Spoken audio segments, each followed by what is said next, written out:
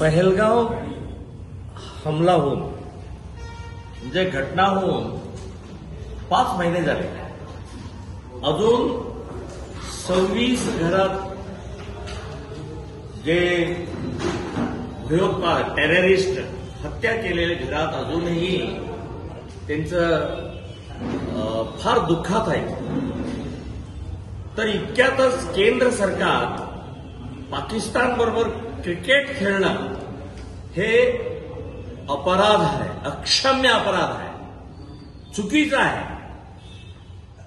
Terrorist centre, terrorist factory हा तुम्हीच declare केलेला पाकिस्तान आणि पहलगावचं घटना झाल्यानंतर टोटल बहिष्कार घातलेला आहे. पाणी सहित तुम्ही सिंधू नदी वाहायला सोडलं नाही आणि टोटल बहिष्कार घातलेलं. आता क्रिकेट खेळायचं काय आवश्यकता आहे? हे चुकीचं आहे. 100 कोटी हिंदूंना तुम्ही द्रोह करायला लागला. 100 कोटी हिंदूंचा सुरक्षता तुम्हाला नको आहे.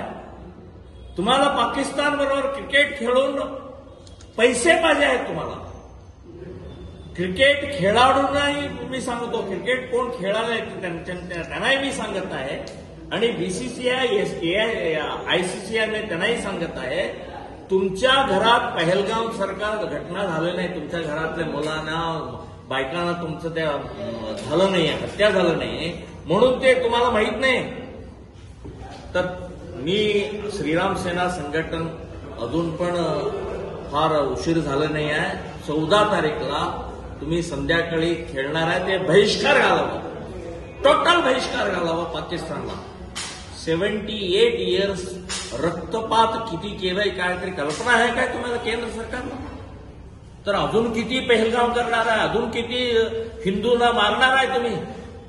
तर हे बंद करा, स्टॉप करावा असा आमचा आग्रह आहे.